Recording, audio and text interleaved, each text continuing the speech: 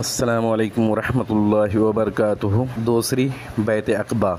نبوت کے 13ویں سال موسم حج جون 622 عیسوی میں یثرب کے 70 سے زیادہ مسلمان فریضہ حج کی ادائیگی کے لیے مکہ تشریف لائے۔ یہ اپنی قوم کے مشرک حاجیوں میں شامل ہو کر آئے تھے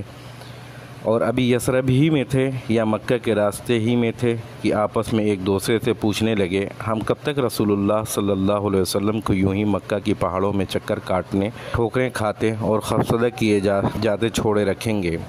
پھر جب یہ مسلمان مکہ پہنچ گئے تو در پردہ نبی صلی اللہ علیہ وسلم کے ساتھ سلسلہ جنبانی شروع کی اور آخر کار اس بات پر اتفاق ہو گیا کہ دونوں فریق ایام تشریق کے درمیان دن 12 ذی الحجہ کو منا جمرہ اولا یعنی جمرہ عقبہ کے پاس جو گھاٹی ہے اس میں جمع ہوں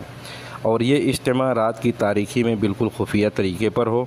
آئیے اب اس تاریخ اجتماع کے احوال انصار کے ایک قائد کی زبانی سنیں۔ یہی وہ اجتماع ہے جس نے اسلام اور بت پرستی کی جنگ میں رفتار زمانہ کا رخ موڑ دیا۔ حضرت کعب بن مالک رضی اللہ تعالیٰ عنہ فرماتے ہیں، ہم لوگ حج کے لیے نکلے، رسول اللہ صلی اللہ علیہ وسلم سے ایام تشریق کے درمیان عروض عقبہ میں ملاقات طے ہوئی اور بالآخر وہ رات آ گئی جس میں رسول اللہ صلی اللہ علیہ وسلم سے ملاقات طے تھی۔ ہمارے ساتھ ہمارے ایک معزز سردار عبداللہ بن حرام بھی تھے، ابھی اسلام نہ لائے تھے، ہم نے ان کو ساتھ لے لیا، ورنہ ہمارے ساتھ ہمارے قوم کے جو مشرکین تھے ہم ان سے اپنا سارا معاملہ خفیہ رکھتے تھے، مگر ہم نے عبداللہ بن حرام سے بات چیت کی، کہا کہ اے ابو جابر، آپ ہمارے ایک معزز شریف سربراہ ہیں اور ہم آپ کو آپ کے وجود وہ حالات سے نکالنا چاہتے ہیں تاکہ آپ کلاں کو آگ کا ایندھن نہ بن جائیں۔ اس کے بعد ہم نے انہیں اسلام کی دعوت دی، بتلایا کہ آج عقبہ میں رسول اللہ صلی اللہ علیہ وسلم سے ہماری ملاقات طے ہے۔ انہوں نے اسلام قبول کر لیا اور ہمارے ساتھ عقبہ میں تشریف لے گئے اور نقیب بھی مقرر ہوئے۔ حضرت کعب رضی اللہ تعالیٰ عنہ واقعے کی تفصیلات بیان کرتے ہوئے فرماتے ہیں، ہم لوگ حسب دستور اس رات اپنی قوم کے ہمراہ اپنے ڈیروں میں سوئے،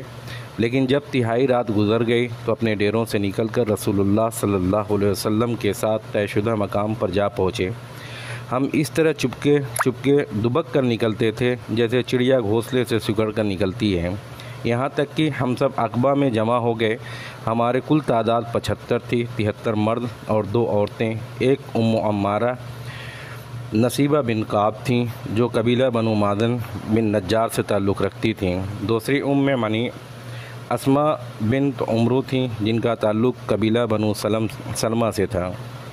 ہم سب گھاٹی میں جمع ہو کر رسول اللہ صلی اللہ علیہ وسلم کا انتظار کرنے لگے اور آخر وہ لمحہ آ ہی گیا جب آپ صلی اللہ علیہ وسلم تشریف لائے۔ آپ کے ساتھ آپ کے چچا حضرت عباس بن عبد المطلب بھی تھے۔ وہ اگرچہ ابھی تک اپنی قوم کے دین پر تھے مگر چاہتے تھے کہ اپنے بھتیجے کے معاملے میں موجود رہیں، ان کے لیے پختہ اطمینان حاصل کر لیں۔ سب سے پہلے بات بھی انہوں نے شروع کی۔ مجلس مکمل ہو گئی تو دینی اور فوجی تعاون کے عہد و پیمان کو قطعی اور آخری شکل دینے کے لیے گفتگو کا آغاز ہوا۔ رسول اللہ صلی اللہ علیہ وسلم کے چچا حضرت عباس نے سب سے پہلے زبان کھولی۔ ان کا مقصود یہ تھا کہ وہ پوری صراحت کے ساتھ اس ذمہ داری کی نزاکت واضح کر دیں جو عہد و پیمان کے نتیجے میں ان حضرات کے سر پڑنے والی تھی۔ چنانچہ انہوں نے کہا، خزرج کے لوگوں، عام اہل عرب انصار کے دونوں ہی قبیلے یعنی خزرج اور اوس کو خزرج ہی کہتے تھے، ہمارے اندر محمد صلی اللہ علیہ وسلم کی جو حیثیت ہے وہ تمہیں معلوم ہے۔ ہماری قوم جو لوگ دینی نقطۂ نظر سے ہمارے ہی جیسے رائے رکھتے ہیں، ہم نے محمد صلی اللہ علیہ وسلم کو ان سے محفوظ رکھا ہے۔ وہ اپنی قوم اور اپنے شہر قوت و عزت اور طاقت و حفاظت کے اندر ہیں، مگر اب وہ تمہارے یہاں جانے اور تمہارے ساتھ لاحق ہونے پر مصر ہیں۔ لہذا اگر تمہارا یہ خیال ہے کہ تم انہیں جس چیز کی طرف بلا رہے ہو اسے نبھا لوگے اور انہیں ان کی مخالفین سے بچا لوگے تب تو ٹھیک ہے، تم نے جو ذمہ داری اٹھائی ہے اسے تم جان لو، لیکن اگر تمہارا یہ اندازہ ہے کہ تم انہیں اپنے پاس لے جانے کے بعد ان کا ساتھ چھوڑ کر کنارہ کش ہو جاؤ تو پھر ابھی سے انہیں چھوڑ دو، کیونکہ وہ اپنی قوم اور اپنے شہر میں بہرحال عزت و حفاظت سے ہیں۔ حضرت کعب رضی اللہ تعالیٰ عنہ کہتے ہیں، ہم نے عباس رضی اللہ تعالیٰ عنہ سے کہا، آپ کی بات ہم نے سن لی، اب اے اللہ کے رسول صلی اللہ علیہ وسلم، آپ صلی اللہ علیہ وسلم گفتگو فرمائیے اور اپنے لیے اور اپنے رب کے لیے جو عہد پیمان پسند کر لیں۔ اس جواب سے پتہ چلتا ہے کہ اس عظیم ذمہ داری کو اٹھانے اور اس پر پرخطر نتائج کو جھیلنے کے سلسلے میں انصار کے عدم محکم شجاعت و ایمان و جوش اخلاص کا کیا حال تھا۔ اس کے بعد رسول اللہ صلی اللہ علیہ وسلم نے گفتگو فرمائی۔ آپ صلی اللہ علیہ وسلم نے پہلے قرآن کی تلاوت کی، اللہ کی طرف دعوت دی اور اسلام کی ترغیب دی، اس کے بعد بیعت ہوئی۔